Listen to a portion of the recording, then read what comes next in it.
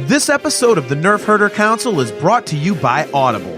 Visit audibletrial.com/NHC for your 30-day trial and a free audiobook download.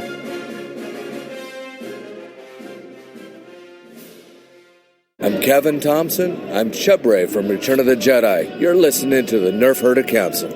Why, you stuck-up, half-witted, scruffy-looking Nerf herder. You can't use that word.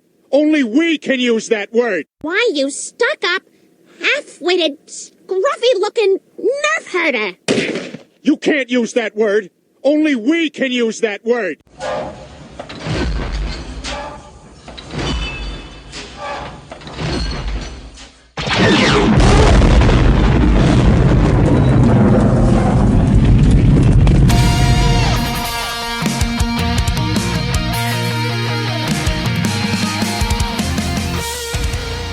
You're tuned in to the Nerf Herder Council, your source for Star Wars opinion, conversation, and debate. Featuring your hosts, JT. Stormtrooper armor deflects everything except Orback hooves. They're like a horse version of Thomas the Tank Engine. AJ. Yeah, Rebels is a lot like our show, where we think we have a good idea and then it just fails in execution. Steve. The vacuum of space does crazy things to your beehole out there, man. On this episode of the Nerf Herder Council, to celebrate the 40th anniversary of The Empire Strikes Back, we give our thoughts on the movie and even talk about some interesting little factoids. This is the Nerf Herder Council.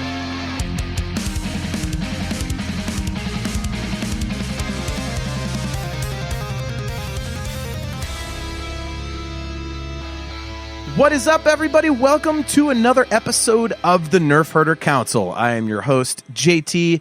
With me is AJ. Hello, hello. With me also is Steve. Hello. And thanks for checking out another episode of the Nerf Herder Council. As usual, we are brought to you by Audible. Go to audibletrial.com/NHC for your 30-day trial and a free audiobook download. And don't forget, you can get your own customizable Nerf Herder Council swag at shop.nerfherdercouncil.com. So it's been a pretty busy week in Star Wars, at least in terms of anniversaries. Pretty much any Star Wars day in the May 20-something, there's an anniversary of some kind. And the big one, obviously, a couple days ago, at least for us, since we record before we put it out, this is pre-record, was the 40th anniversary of Return of the Jedi. Empire Strikes Back. It was the 37th anniversary of Return of the Jedi. So, see, I told you, there's too many damn anniversaries. Revenge of the Sith, Empire Strikes Back, Return of the Jedi. There's all these damn anniversaries. So No one seemed to give a crap whatsoever that there should have been an anniversary for A New Hope. yeah, but that's because it's an odd year. It was like 43 years. So I mean, it's with it being the 40-year anniversary of Empire, it's but a 37. I mean, if you did that, it'd be every year. It's the 49th anniversary of That's true. I didn't give a crap about your birthday last year either. So, well, when do you, buddy? When do you? well, that was your 43rd anniversary. 44th actually. Last year. But who's last year? Okay, I just can making sure you can still count. Okay, just making sure. Oh, I'm sharp today, buddy. We watch out. Well, so we definitely wanted to take the time to talk a little bit about The Empire Strikes Back. I know that most of the little factoids about the film are pretty well known, so I didn't really want to go there. But obviously, it's worth talking about on its 40th anniversary. It's supposed to be pretty much the highlight of Celebration this year, if Celebration happens. Which, if you follow Jimmy Mack on Twitter, he's 100% sure that it's not, and they just haven't announced it yet. But I just watched it the other day back to back with A New Hope when I was finishing up the giant Lego Millennium Falcon. Thanks again for that present a couple years ago, AJ. It's finally done. So you're welcome. From a few years ago. It's huge. It hangs. The only place I had to display it, Steve, was on top of my man cave fridge, and the front prongs hang over like a foot. So I mean, it's this thing. Oh, it's hilarious. It's hilarious. I mean, it's going to hit the ground one of these days. No, it's stable up there, but not entirely stable. I'm glad you're here to tell us these things. Speaking of things that hang over by about a foot. No, just kidding. Nice. Well, you could just turn that into a joke about my gut. So, but yeah, I mean, this thing is huge. It's awesome. The only problem is that some of the way it's constructed, it's a little flimsy. So transporting it anywhere is going to be an absolute pain in the ass. And it's just, I mean, getting it up there, I was going so slow from one room of the man cave to the other to move it because my building table's in the other room from where the fridge is. So it was definitely, I'm thinking to myself on Monday, I was like, man, if I drop this thing, like after all the work I put into it, I'm going to be so pissed. You know, I noticed that if that is actually like a model of the original Millennium Falcon for the UCS thing, like I've noticed that a lot about the older Star Wars kits is that they were like super like they were look don't touch things because they would just fall apart if a small gust of wind would hit them. So if that's actually modeled correct, I'm not gonna say correctly, but if it is modeled to the age of when that original kit came out with Lego, I'm not surprised that it's super flimsy. Well, I mean, for example, the top gun piece, like the gun turret or whatever, that whole thing is just resting on the top. There's nothing anchoring it to the middle of the model. So the last step is just setting it on there. So I mean, But they, you know now though that like you could get like the UCS Slave 1 and you can throw that thing against a damn wall and like 2 pieces will fall off of it.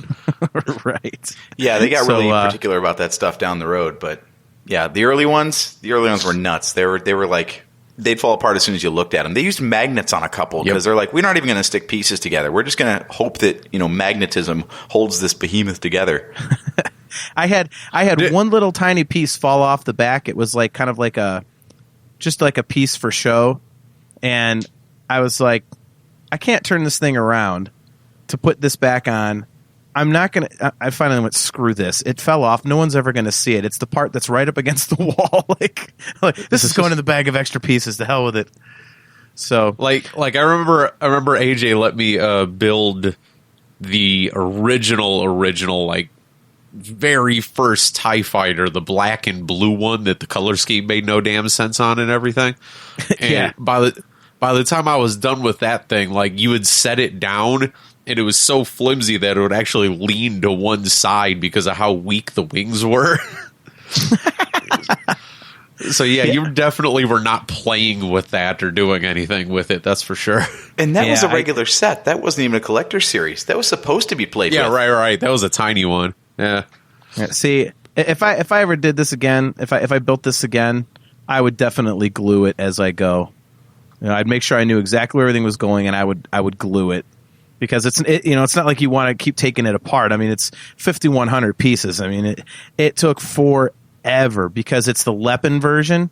So of course, it's instead of each step having a numbered bag saying, "Here's all the pieces you need for this step." It's no, here's a giant bag of 5,100 pieces. Go for it.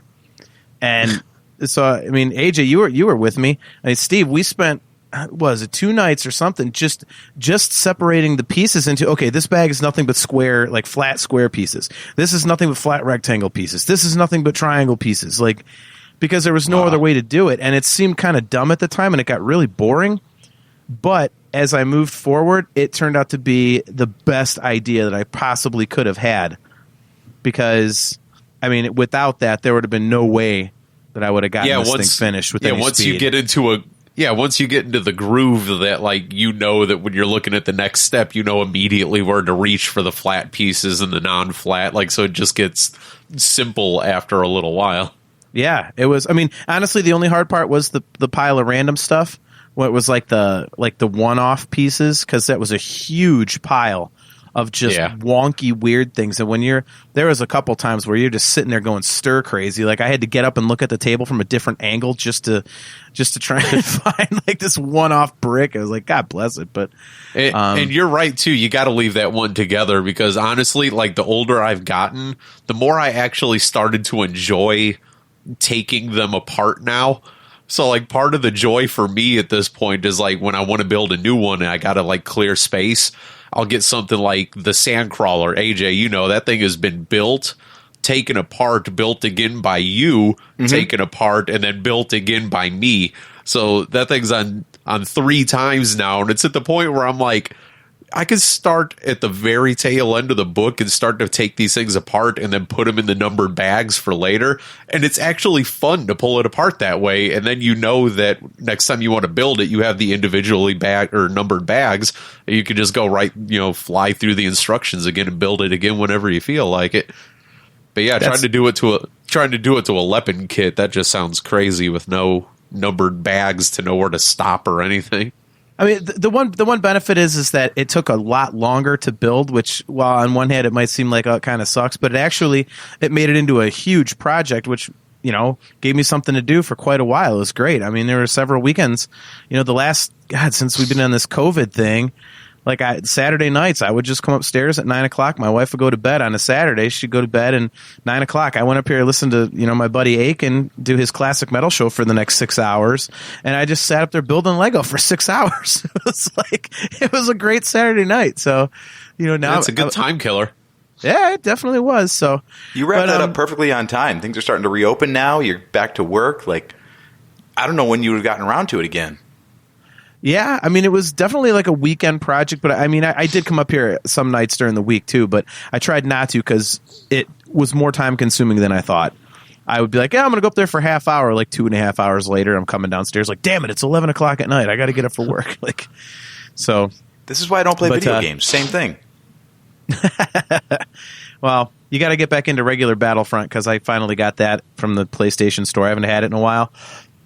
And since they put the second one out, and it's $5. So yeah, and then I heard July it's going to be free on PlayStation Plus. So after I just dropped $25 for it, I overspent by 20, and 2 months from now it'll be overspent by 25. That's okay. The other one is supposed to be Spider-Man, and I just dropped like 30 on that one. So yeah, both games I just bought are now going to be free. Damn it! Sweet. Well, I just picked up a hard drive. I got 2 fresh terabytes to fill up now. Yeah, I got to do it myself. So, but anyways, we didn't want to talk about Lego. We wanted to talk about The Empire Strikes Back. So, why don't we get on topic? Yeah, that's a good topic. Overruled, I figured, Steve. Whatever you're going to say, too bad. No offense. I think people are sick and tired of hearing us talk about Lego. So, but yeah. So where I was going before I got they're sidetracked tired by of the us Falcon. talking about anything. Well, 23 people aren't. We have 23 listeners. So, but yeah, while I was doing the Falcon, I have a PA set up in that room, and I had my tablet going through it, and I had Star Wars movies playing. And the other day, I got through A New Hope and Empire, and it was, you know, obviously it's the 40th anniversary, so it's something interesting to talk about. But I was really kind of struck for the first time about, you know, how different the movies really are, and, you know, how much bigger Empire really is. And this is probably a poor way to phrase it, but it's almost like I was kind of struck by how much more important Empire is. And I was really thinking a lot about that, and I, you know, found some interesting articles online about, you know, the movie that had some factoids that, you know, even super nerds like us, I don't think had heard. But yeah, I mean, so what is your guys' like initial reaction to the movie? I know that you guys had it as your top, you know, Star Wars movie when we did our rankings a few episodes ago. But when somebody brings up Empire Strikes Back, like what are your first reactions? What do you first think of? For me, it's the music. Like, the Imperial March is all over that thing, and everybody knows that song. So the first thing I think of when I think Empire is it's Vader's movie. Like, he's on a rampage, he's choking out admirals, and, you know, it's the Empire all over the place in that movie, which, you know, the first one is, the Empire is more of like a ghostly threat, right? Like, except for the Death Star, they're they're around and they're talked about, but the focus is more on the heroes and establishing who they are. You know? Yeah, they don't see it. Doesn't seem as large, I guess, or as expansive as we find out that it is later. Yeah, we get to see a lot more of how the Empire works in Empire Strikes Back. It seems like the camera spends a lot more time building up the threat of them instead of, it's kind of like they just pick up and go, well, you know the good guys. Let's tell you more about why the bad guys are so scary. And off you go. Yeah, and I mean, to your point about the music, I actually was thinking about that today because I actually listened to the soundtrack while I was working, and the one thing that I kind of noticed is like you could basically sing the entire soundtrack for A New Hope, but then Empire, it seems like there's so much more emotional depth to it. Like you have you mentioned the Imperial March, but I mean Yoda's theme is just like such a beautiful piece of music, and it's it does feel like something befitting of a master of this incredible power. It's really cool. And then you've got stuff like the asteroid field, da, da, da, da, da, da, things like that. So it's cool, and so I completely agree with you there. What about you, Steve? Like what do you first think of when you think about Empire? Not to just be lazy about it, but other than the musical part of it, AJ pretty much nailed it. You know me and how much I like the bad guys and everything, so just the fact that this was like the one that they got over. Like the bad guys got everything. Boba Fett got away with Han. Vader was choking every living thing that he possibly could the whole movie. Like just the fact that the bad guys got over is always gonna like just be the first thing that resonates with me in that movie. Yeah, and I think that you make a very good point about Vader, because I think when people think of Darth Vader, I think everything that we kind of have come to know about him, and the mental image that we have of who he is and what he does is based off of his persona in Empire. Because I mean there was nothing in there that was soft at all. I mean, in the first movie, he backed down to Tarkin, and in obviously in Return of the Jedi, he gets redeemed. But in like you said, in the second movie, he's choking everything, and it's as soon as one of the admirals or something does something wrong, you're like, well, say goodbye to that guy, throw him on the trash heap. Until the end, though. And that one, the last time I watched Empire, I never really came to a conclusion on this. He actually spares. Is it Nita that he spares at the end?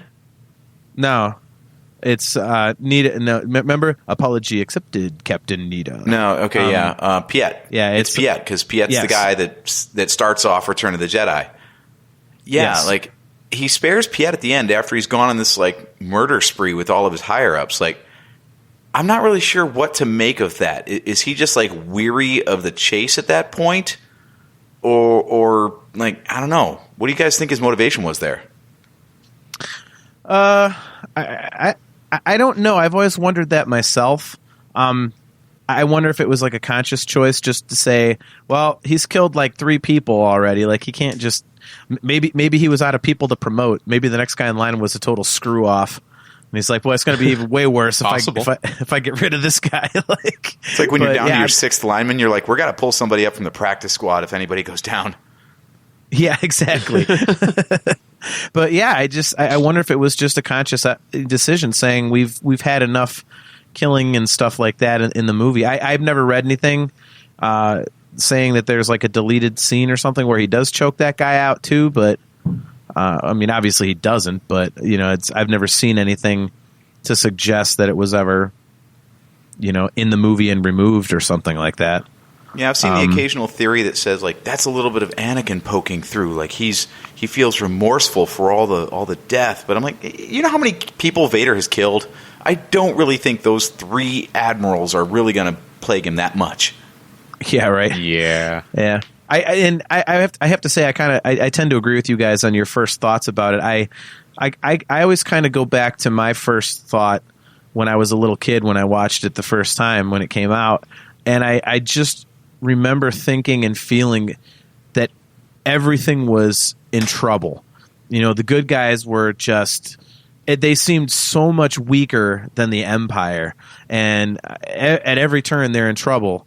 They're on Hoth, they're doing their thing, and then all of a sudden, the Empire found them, and then they get destroyed, and and then Han Solo goes on this crazy chase, and I'm like, oh, he's in trouble. It's him against the whole Empire, and then he gets thrown in carbonite, and Luke loses his hand. I'm like, the whole time I was just sitting there going, man, the good guys are screwed. Like, what's going to happen? This is so bad. And it's I've always felt it has kind of that dark vibe to it. Which, I think, especially if you compare it to A New Hope and Return to the Jedi, you could say that. I mean, it's not dark like, Revenge of the Sith or anything like that, but, it has that kind of almost hopeless air. Like nothing goes right, nothing's going to go right. So that's kind of like my first visceral reaction, to the movie whenever I think about it when I watch it. Well, it's interesting that you say that it's darker, because I do remember a bit of behind-the-scenes stuff where Irving Kershner said specifically, the lighting is very different in Empire. If you look at A New Hope, everything is brightly lit. Even the cockpit of the Falcon in the middle of space is brightly lit. Everything, it's more like a stage production, because they were going for that 1940s kind of vibe, and that's what they did at the time. Yeah. They overlit everything because the cameras were light hogs and couldn't pick things up. And Irving Kershner said he deliberately made a tonal shift to go to like mood lighting. So like the cockpit of the Falcon is dark, and then they go in the cave, and that's darker. And everything where bad stuff happens. I mean, how iconic is that visual of Vader in the freezing chamber with the backlit, where he's just silhouetted from one of the ramps that like loads into the freezing chamber, Yeah. There wasn't anything like that. Even when they were attacking the Death Star, it's still very like brightly lit all across the spacescape. So like I love that tonal shift where you don't perceive it. Like you just look at the scene as a view and you're like, okay, this just looks like Star Wars to me. But you're right, that the additional color and the depth and the shadow, you're all taking that in subliminally. And it does lend itself to more of a I hate the word, but theatrical experience, right? Like it seems like a more expensive movie just because the lighting and everything is more dramatic. Right. And to your point, one of the things that's always struck me is, you brought up the cockpit of the Falcon, and it always seems like I always think, man, there's that many lights in there. Like that thing is that detailed, because you didn't catch all that in A New Hope, but then in Empire it looked so much more, so much more subtle little lights and blinking things and all this other kind of crap going on. It was like, oh wow. Where the hell did his dice go? That's what I want to know. I still have a hard time even finding those things. That's one of those things. I'm like, man, I always missed it. I still always miss it. I'm just destined to not ever like see those properly, I suppose. But and you are right. I mean, it does seem like stage lighting compared to like mood lighting, between the two movies. Even though there are parts like the dinner room on Bespin where it's just Vader is all black and the room is all white, and then you've got the very definitive blue and orange colors in the carbonite chamber and stuff like that. So I mean, you definitely, there's definitely those sorts of things. I don't know. It's just, to me, like watching it back to back, it feels like Empire means something. It's like, this is one thing that struck me the other day, and I'd be interested to get your take on this, both of you guys. A New Hope is awesome, but it kind of seems like a one-off movie. And we know that there was more story written after that, but it kind of doesn't feel like it. Whereas in Empire, all of a sudden, like the characters matter. It wasn't just, here's the good guys, here's the bad guys, and and you've got the super good guy, and you got the smart aleck good guy, and then you got the damsel in distress, whatever the heck, whatever they call them in Empire Dreams. It's like, okay, well, they have, actual emotional motivations and things like that in the next movie. Like, okay, now we can make them people that actually do normal things and have normal thoughts and feelings and stuff like that. It just, on an emotional level, it feels so much bigger when you watch those back to back. I don't know if you guys ever noticed that or not. All right, I guess you didn't notice that. No, Cool. sorry. I was hoping Steve was going to jump in there. No, you're right. I always go after you usually, so. No. This is the problem with doing this remotely. We at least got to turn cameras on or something, guys. Come on. Anyway, no, you're right. And we know the reason why. Like, Star Wars was a huge gamble, so there was no guarantee that he was going to get to tell any other part of the saga. So he picked the meaty middle chapter that could really stand on its own. But then you get to Empire, and the success of the franchise is kind of assured at that point with what kind of a phenomenon A New Hope was. So, that's when Empire Strikes Back was the first one to get its initial release with an episode title. Episode 4 was added, in the 1978 re-release, I think? It was in the second run, I think, of Star Wars that they actually subtitled it A New Hope. Yeah, something like that. So I don't remember the exact date. Yeah, so I think by the time you got to Empire Strikes Back, they knew they were going to be able to tell the 3-part story, so they had time to put more depth in the characters, knowing there was a movie coming after it that was going to pick up those plot threads and run with them. See, I don't know about that though. That's something else I kind of like. I wonder where you stand on this, Steve. Like, obviously now we know in hindsight that Empire is basically what made Star Wars as popular as it is. I mean, it was so high quality, and it's just universally regarded as the best Star Wars movie. But if you think about it, if that movie had tanked, like, it's been said many times that if Yoda just looked stupid, the whole thing would have been a giant piece of shit. And I mean, if that movie would have tanked, I think Star Wars would have died, because you would have had. The first movie would be this enormous hit. Everyone's like, okay, this is killer. And then if the second one is garbage, I'm like, all right, well, that's a flash in the pan. Then no one really cares. Absolutely. I mean, you're right. Like, if that second one would have came out and it just would have been complete crap, I don't think anybody would have cared when they released Episode 6 or 3, whatever they wanted to call it back in 1983. I don't think people would have cared at that point, because all they would have known was, the first movie was good, but the second one was trash. And Lord knows we've seen that with countless, movie franchises where, like, the first one is good and the second one is just complete trash. I mean, and then they decide to make like 9 more, like Fast and the Furious. Right? I was going to say Transformers. Yeah, that too. I'm just peeking to the right at the DVD rack over here, and I'm just like, dude, it's happened so many times that it's actually hard to pinpoint one, to tell you the truth. But yeah, Transformers is a perfect example of that. I think Star Wars lucked out. I don't know how George was able to deliberately write it this way, but you're right. A New Hope stands on its own. It can just be its own self-contained movie, and it's great from start to finish. But it was also the middle chapter, so he knew where the story was going if he had a chance to tell that. So when 4 took off and was a huge hit, he had 5 roughly sketched out, instead of so many times now where people will take a flyer on a movie, it comes to be a hit, and they're like, oh crap, now we got to write a sequel. Okay, what can we do? Yeah, that definitely helped his cause, that's for sure. Yeah, I don't know. I'm trying to look up the date of that. Now you got me thinking about the date of when they changed it to actually say Episode 4. So it's going through all the...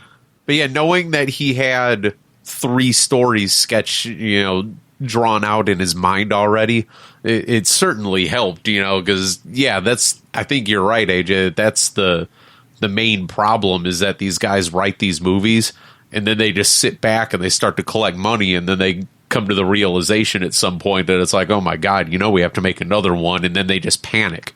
But at least George, knowing that he had the idea ahead of time, was already beneficial to making sure that he didn't fall into that same trap. Yeah, they're so focused on the first one, they never give any thought to where the story is going to go after that. And especially if you're trying to do a franchise, you've got to think ahead, because if it's successful, you're going to have to make sequels. So, yeah, George was just, I guess, ambitious enough to think that he had I think it's pretty much known at this point he had a 9-part story at that time, right? No one believes the 6-part BS anymore. Well, who can ever really get the true story of that? I mean, it's right. He had 789. He didn't have 789. I mean, but you're right. So, Empire is freaking weird. Like, we got giant. I'm not trying to quote Family Guy, but it's a great summary. Giant robot camels in the snow. Yeah, right. And chicken walkers. The ATST makes its first appearance in the Battle of Hoth. Yep. Boy, I really pay no attention, but apparently, I guess there are speeder bikes of some kind in there too. Or has that just been like added as like a cross section thing? I have never seen that. I didn't know that. I think it's been retconned that the AT-ATs were carrying speeder bikes. We just didn't see them deployed. But yeah, so you got that. You've got Yoda, which is freaking weird. Yoda's just a frog with elf ears, basically. Yeah, it's staggering to me to look at the concept art for Yoda and how so much of it was just so damn bad. And some of the ideas that I was reading about, I was looking up articles to find out little tidbits that, I'd never known. And I guess one of them was that originally in the script, like one of the original ideas for the Wampa was that it was supposed to have like mystical powers or something. And one of those powers included like swimming through the snow. And I'm just like, I mean, some of the stuff that gets left on the cutting room floor is just, I mean, you could picture it in the movie and going, oh my Lord. I mean, it would almost be like, it'd be like if you had a Jedi and a ship blew up and they were like floating through space and survived. Like, imagine writing that and leaving it in the movie. Oh, sorry. My bad. Yeah.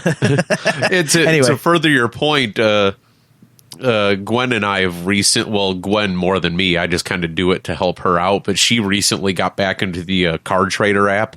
And just a couple of weeks ago, they did a whole set on the Ralph McQuarrie concept things, sketches. And man, Yoda looked like absolute trash, dude. Yeah. I'm like, dude, if that would have been it, I'm like, ugh. Like that's just the thought that goes through my head because we know Yoda now. I don't know if maybe the concept art would have turned into reality. We might feel different, but looking at it now, it's just like, oh my God, I can't believe that was even like thought of, to tell you the truth. It looks so bad. Yeah, they could have so easily screwed it up. It just seems like, it almost seems like the original trilogy is just this confluence of just incredible circumstances that arose where, in the face of a situation where everything could have been utter crap, it turned out the opposite. I mean, it's stuff like I say, the Wampa swimming through the snow, like stuff like that. I mean, Yoda looking like the concept art. It just, oh man, and it didn't.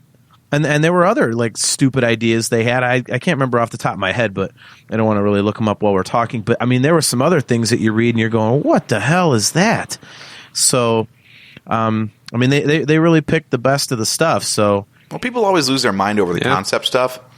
But I mean, JT, being in a band and writing music, like it's an assembly process, right? Like you throw a bunch of crap out there. And some of it's bad. Sometimes it's just an exercise in getting the bad ideas out so you can focus on what's left. Yeah, I mean, that's true. And thankfully they made some good decisions in this one. Speaking of decisions, something I read about, I didn't know this, that the I Love You, I Know, I mean, everybody knows that they just made it up at the last second because it was supposed to be I Love You Too, and it wasn't working. But what I didn't know is that, when Irvin Kershner and Harrison Ford put that in, they're like, this is great. George Lucas still hated it. And he's like, this sucks. And he still wanted to pull it. And the other two were fighting for it. And I guess they did almost like a test screening. And one test screening had the I Love You Too, and the other one had the I Know. And people went bonkers they loved the I Know. And that's why it stayed in. George Lucas was like, all right, I guess people actually like this. So, I did not know that. So another thing that I did not know, and I don't know how familiar. I mean, AJ, this might be more familiar to you than to you, Steve. But obviously, we know that one of the military guys for the Empire, the one who was talking to Vader when he, the top of the cryo chamber, whatever it is, comes off, and he's like, he felt surprised, was wiser. That guy, obviously, we know he ended up as Walter Donovan in the third Indiana Jones movie. Mm-hmm. But what I did not know until today was Admiral Ozzel, the guy who played him, was also in Indiana Jones and the Last Crusade, and he's the guy that played Hitler. I did not know that, and when I saw that come across the screen, I was watching Star Wars Explained has like 101 facts you didn't know about Empire or something. I watched it today, and some of them are stock, but some of them are stuff like that. I was like, holy crap, I didn't know that. When you look at the guy, no, in hindsight, you're like, oh yeah, that is the guy that played Hitler. So both of them ended up in an Indiana Jones movie. I did not know that. Dude, that is crazy, because, I mean, Ozzel's got like all gray and white hair, so I never put the two and two together, because Last Crusade was like, what, like 6 years later or something? No, 9 years later. 1989. No, 9 years later, because it was 89. Yeah, so seeing Hitler, with the black mustache and hair, like I would never think that Ozzel was the same dude. Yeah. No, I mean, there's all kinds of weird things. Like here's an interesting little trivia question for you guys that I did not know. When was the first appearance of Boba Fett in Star Wars? Well, now you got to get specific. No, when was Boba Fett first unveiled? Like, that's the better way to phrase it. When was Boba Fett first unveiled? So we're not talking holiday special then? Well, you got to answer the question. I mean, quit ruining it, you ass. Well, he appears in animated form in the holiday special, but I thought you were asking when he made his live appearance. No, because it's actually his debut is actually before the holiday special. He was actually in a Star Wars parade, I think in California or something, in like '78. And in that Star Wars Explained video, they actually have a newspaper article that shows him walking next to Darth Vader. It's like the first time anybody had seen that costume. Was it colored or was it still the white prototype one? It looked colored to me. I mean, obviously the newspaper article was black and white. Excuse me. So, yeah, I don't know for sure. It looked like it was colored, but again, I can't say for sure. But I'm pretty sure that it was. But I mean, I never knew that. Well, that's one of those obscure things that you're going to remember for a random Star Wars trivia night, because those are the kind of stupid ass questions they like to ask. Right? Yeah, dude. There's all kinds of weird things that that I was reading about. I mean, even things about like the end scene. They had to add a couple scenes after it had already come out in theaters. It came out May 25th of 1980. And it was the 70 millimeter version.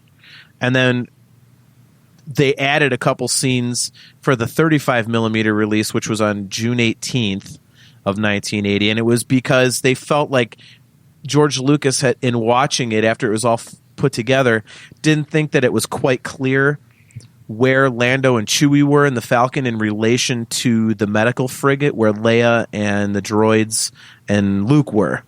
So he wanted to clarify, spatially where they were in relation to each other. And so he did some pickup scenes. And that's how it appears in the version that we all know. So I never knew that. I also did not know that part of the Dagobah scene was filmed in George Lucas's swimming pool in his backyard. So yeah, he was having a swimming pool put in, and the swamp snake, what the hell? It's a something snake, the dragon snake. That scene of it, like you could see the hump of it come out of the water real quick. It's like a close up. That was filmed in like the muddy pit that became George Lucas's swimming pool in his backyard. So that was kind of weird. Yeah, a little bit. So yeah, just all kinds of so check that video out. I mean, it's only like 15 minutes long.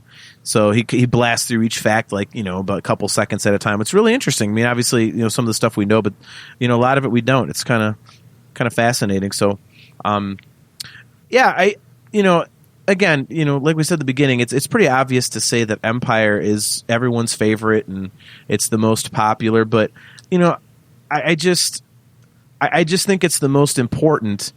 and I've seen a lot of debates about it versus A New Hope and whatnot. And yeah, I mean, A New Hope started it all, but AJ, while you were busy eating, which is always a good thing to do in the middle of a podcast when we're trying to have a conversation, Steve and I were talking about, like I say, like if that movie had failed, Star Wars as we know it wouldn't exist. So, I think its importance gets lost sometimes in how much people love it.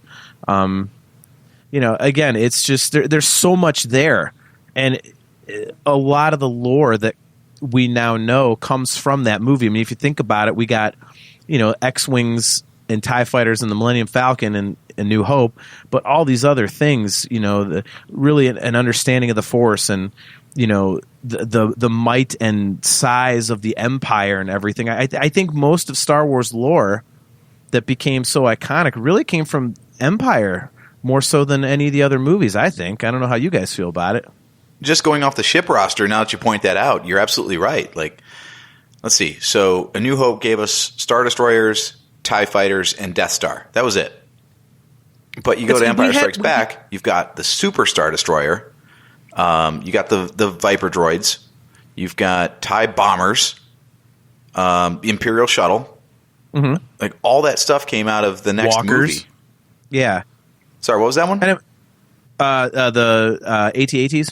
Oh, right. Yeah, the ground stuff, too. Yeah, and the AT-ST. Mm-hmm. Yeah. Mm-hmm.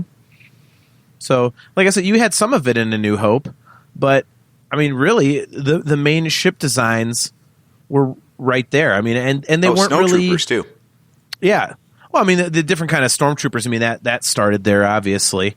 But, I mean, if you think about it, we really didn't start seeing, like, crazy new ship designs until... I mean, even in the prequels, I mean, there were versions of X-Wing, so it wasn't really a different thing. It was just, okay, what would an X-Wing look like if it was, like, an early version? And, as opposed to, Rogue One, we've got U-Wing fighters, and then...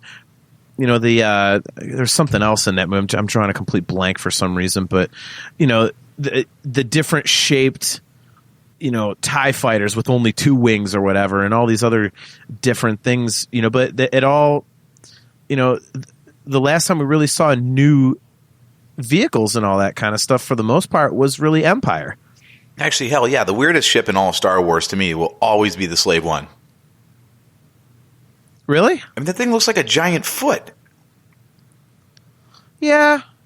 I for some reason, I've always thought B-Wing fighters really look kind of goofy. So that's always been a weird one for me. Well, they both kind of do the same thing, right? Where like they're kind of stood up instead of laid back and sleek. And it's such a weird way to like put a ship together. I mean, as weird as the Falcon looks being all asymmetrical with the cockpit, at least it's still like it's long and it's not tall. And those two ships do the exact opposite. And in fact, Boba Fett's is even weirder because it lands looking normal and then it stands up to fly. Yeah. I guess I just never noticed it because the Falcon almost ended up looking weird, though. It wasn't one of the concepts of it basically the same design almost, but on its side with like the cockpit on the top of it. Yeah, they had some weird version of that. I mean, hell, actually the Falcon originally was supposed to be what ended up being the Tantive 4. So that was what it was supposed to be initially. And then they just ended up using it for, as the Tantive 4 instead. But yeah, I think I remember seeing what you're talking about, Steve. It was really kind of. I don't remember what I saw it on, but I remember seeing it at some point, saying that it was like an early, guess. It obviously sketch, but like an idea of what they wanted to do with the Falcon, and it was just like almost the same design, except it just flew sideways the entire time with the cockpit being up on the very tip top of it instead of off to the side. Yeah, I wonder if that was like kind of like the impetus for the B-Wing design that we eventually saw. It could be. They've recycled a ton of ideas. JT, you're the big Millennium Falcon guy. Watching A New Hope back to back with Empire Strikes Back, how different did the portrayal of the ship seem to you? Yeah, I mean, going with our theme of it being just bigger and more important, initially when they're on Hoth, you're like, okay, this thing's falling apart.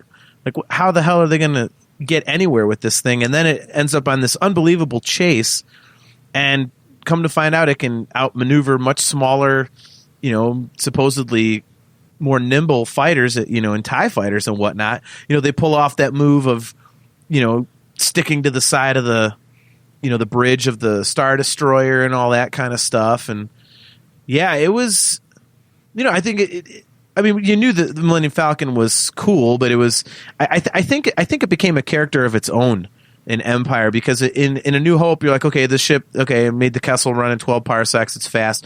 But it was kind of like, okay, that's just Han Solo's ship. Like, Han Solo was like the focal point. But I think in Empire, the Falcon really kind of became legendary and became like kind of like its own, it was like its own entity separate from Han Solo. It's just like, holy shit, it's the Falcon. Yeah, because in A New Hope, it was like Han Solo told you all the cool things the ship did. And then in Empire, you actually saw it do cool things. Yeah. No, I completely agree with that. I mean, and then, in subsequent films, obviously in Jedi, you had Lando flying it, Lando and Nien Nunb. And then obviously now you've got Rey flying it, and you have Poe flying it, and so it took on a life of its own because of the things that they had it doing in Empire. Which for me, again, as a kid, I go back to my initial feelings, and it was, Han Solo and the Millennium Falcon and A New Hope were like the coolest things in the world to me. So when the Falcon was flying around kicking ass in Empire, I loved it. I was like, this is great. Yeah, that ship's even cooler than I thought it was. So it's still to this day. I mean, it's the ringtone on my phone. That piece of music just gets me every time I hear it. Like, it's got a badass theme song, and every time you hear that, some ass kicking by the Falcon is coming. So but yeah, I completely agree with that. So Steve, do you really feel like Empire is a more expensive movie? Because I know it had like 3 times the budget, but JT, until you brought that up, I never really thought that, by comparison, that A New Hope looked cheap.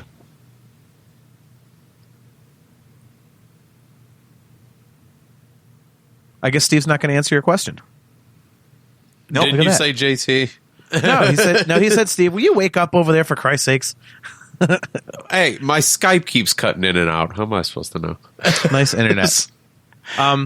So the question to you, Steve, was JT had mentioned how Empire Strikes Back looks a lot more expensive than A New Hope. Did you ever pick up on that? Not really. They definitely did a good enough job to make it. I don't want to say seem like they had the same budget, because we know with all the extra characters and the extra, models that needed made for the ships and all that, they obviously had a way bigger budget to use. But no, it never really clicked while watching the movie to go and notice that they definitely had all that extra money, aside from, like you had mentioned earlier, with the ships and the extra, the snow troopers and all that added on stuff. But past that, not really, not at all. Yeah, maybe the difference was in the details, but I never really picked up on a difference. Like, if I think about the set pieces, I'm like, okay, well, you got like 3 or 4 major ones in A New Hope, and Mos Eisley was pretty big. I mean, I can think of, from a filmmaking standpoint, you've got to travel to the location, you've got to build all these sets. It's in the middle of the friggin' desert, so it's got to be expensive to get everything out there and take care of the cast and crew and all that stuff. I can't really think of like that much that goes on in Empire where I'm like, wow, this just totally blows out the scope of Star Wars like we'd never seen before. Like, the asteroid field is complicated to make, but it's not like big, Yeah. I think there's more going on in the scenes, I would say.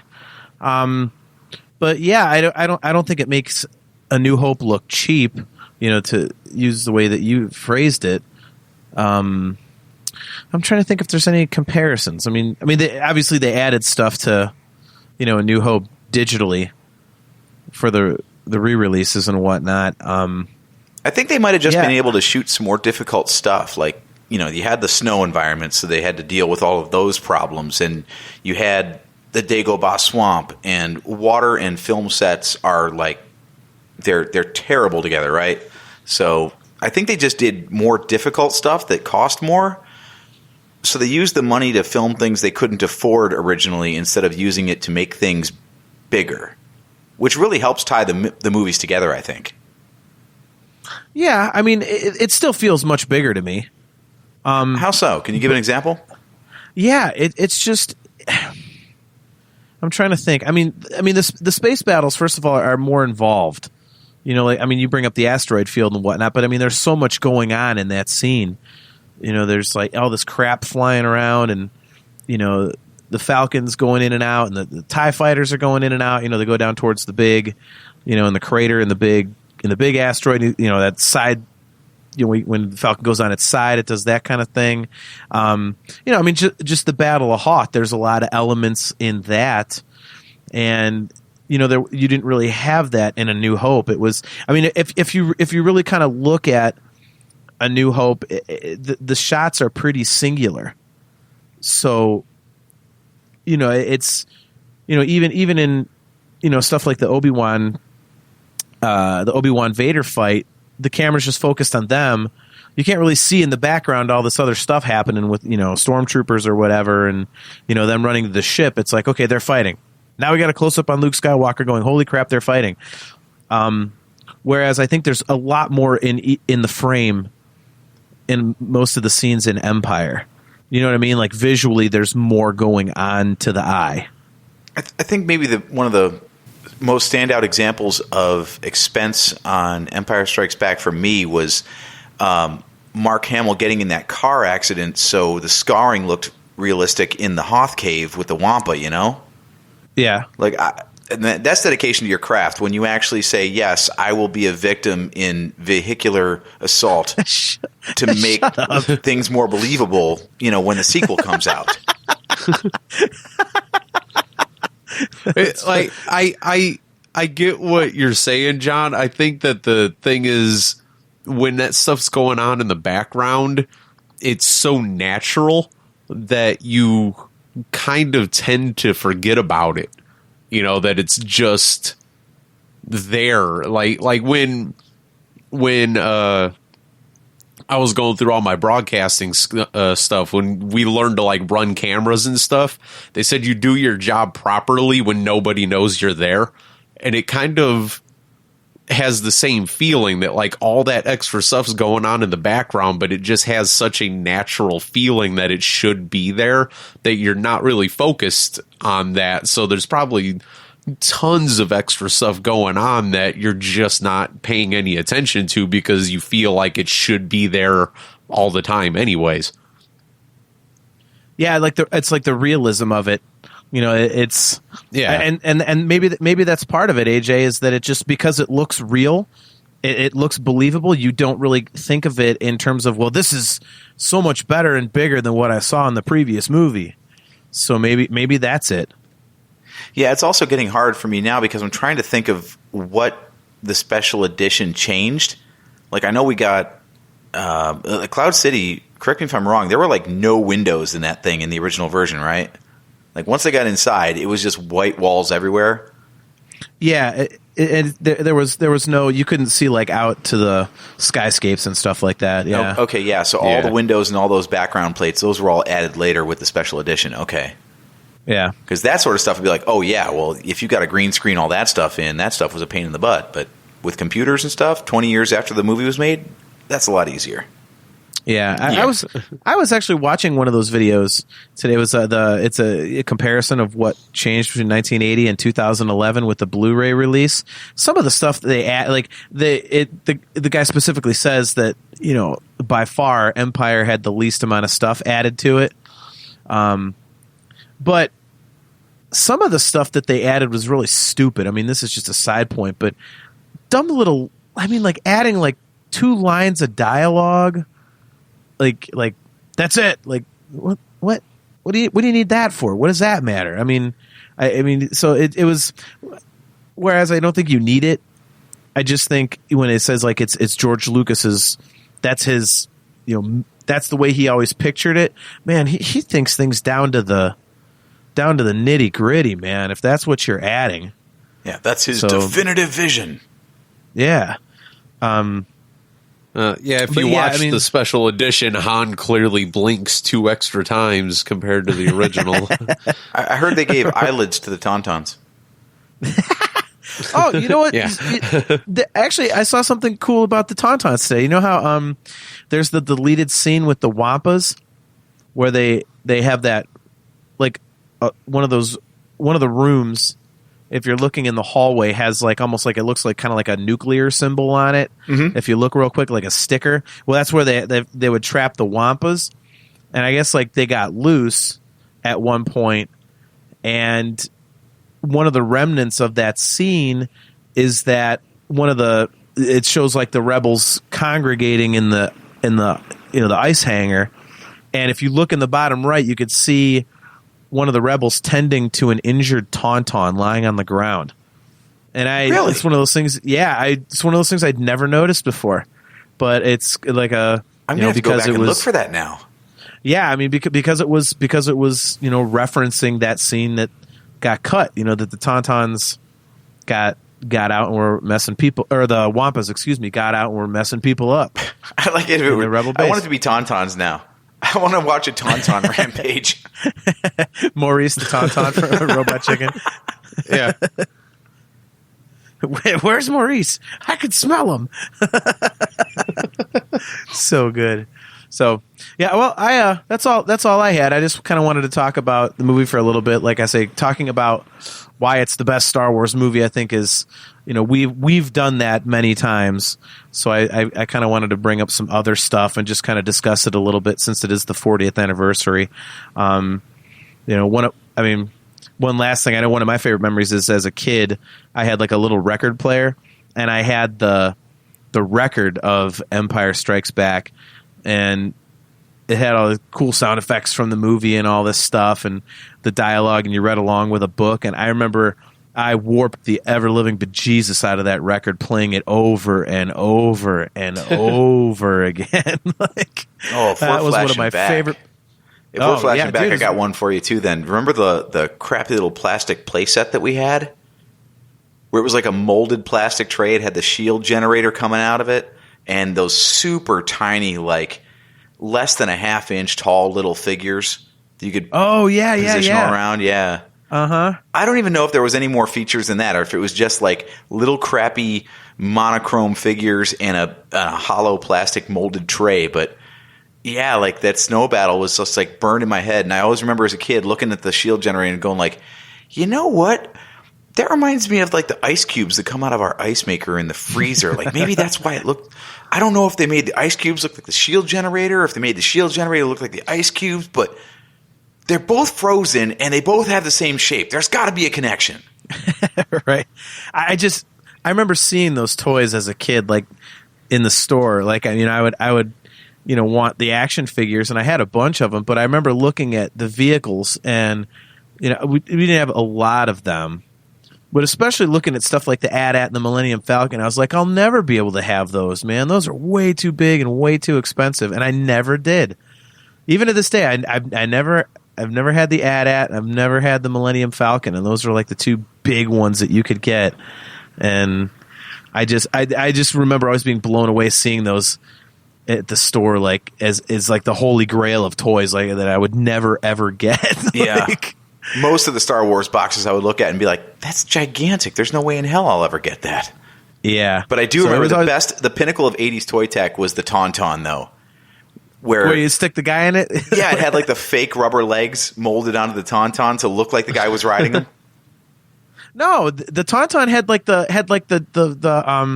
the spring loaded like trapdoor on his back, so you stuck his legs inside the Tauntaun. Right, and then the Tauntaun itself had fake legs to like simulate like the guy on his back that was actually sticking into him was instead splaying his legs to ride him.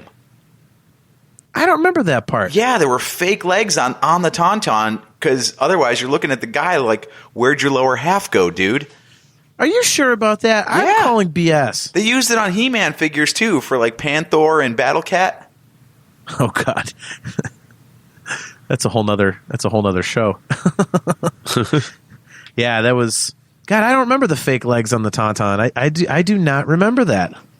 I might be channeling He-Man. I don't know, but I remember the trap door, and I know on He-Man they had the trap door, and they put fake legs on the toy then. Now I want to look this up, damn it, but like if my internet would work quick enough, I get Kenner Tauntaun. What? Yeah, I sometimes think about going, like, if I had a DeLorean, going back and stealing from myself as a kid, just like on Christmas morning, waiting until I run in the other room and just going and hoarding all the toys I was given and putting them in a box and burying them somewhere, and then coming back to it because they'd be worth so much money by now. Like, but then I would be a disappointed little kid. I'd say, I used to have those toys, but someone stole them. Hey, Steve, was Empire the first movie you saw out of Star Wars? No. Because I got into it so late. The VHS of the original trilogy had come out, so I definitely watched episode 4 first. But oh wow, I figured with you being such a Vader honk that episode 5 would have been your entry to the franchise. No, I definitely watched them in order when the VHSs came out back in the mid 90s or whatever the hell it was. So when Vader was his most dickish, that's what got you into him? Pretty much. Where have you been, AJ? He said that many times. Says a lot about me, doesn't it? I don't know. There was like actual depth to the character in episode 5, so I just assumed maybe that was your entry point, because 1, he had depth, and 2, he choked the hell out of like anybody who pissed him off. But no, you went straight for you're part of a rebel alliance and a traitor. Take her away. He likes the bad guys, man. Yeah. I mean, I probably didn't really like him after episode 4 the same way. After watching the entire trilogy, though, I was like, yeah, that's my guy right there, though. All right, I pulled up a picture of the Tauntaun, and it looks like brown fur on the side, like they kind of like maybe put like legs that like they're wrapped in fur. Okay, so they did something to cover the fact that the actual action figure legs are sticking inside the Tauntaun at that point, right? It looks like it, yeah. It kind of looks like the foot's in a stirrup made of fur. So you have to look at it yourself. But I'm pretty sure that you may be right. But it's also a smaller picture, so I guess, who knows. But I can't find a close-up of the damn saddle. And the one I have is you're right. blurry. It's just a big furry thing, but it's got lumps in the shape of legs. But doesn't it look like it's like toes sticking out, like that, like they're in a saddle or something? Yeah, it looks like you got legs and stirrups or something. Well, a question we'll never have answered unless somebody can actually let us know in the comments. But so on that note, why don't we close up shop now that we're done talking about like Kenner Tauntauns? But thanks again, everyone, for checking out another episode of the Nerf Herder Council. Again, we are brought to you by Audible. Go to audibletrial.com/NHC for your 30-day trial and a free audiobook download.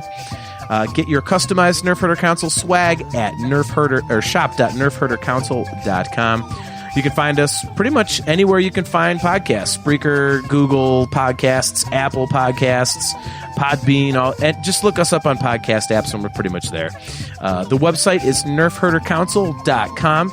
If you'd like to send us an email, you can do so at nerfherdercouncil@gmail.com. And we are on Facebook if you'd like to look us up there. And we are active on our Twitter page, which is at NHC Podcast. So once again, I'm your host, JT, at Dog Pound Jedi. He is AJ. Go on to Spreaker.com/user/NHC podcast and listen to our bonus commentary track for Caravan of Courage, which is actually for the Battle of Endor. So far, only 4 people have listened to it, and we tried way too hard on that thing. So go listen to it at Drake Adams 579. Hey, Steve. I am nowhere near as long-winded as that at JSteve1005. We will catch you next time.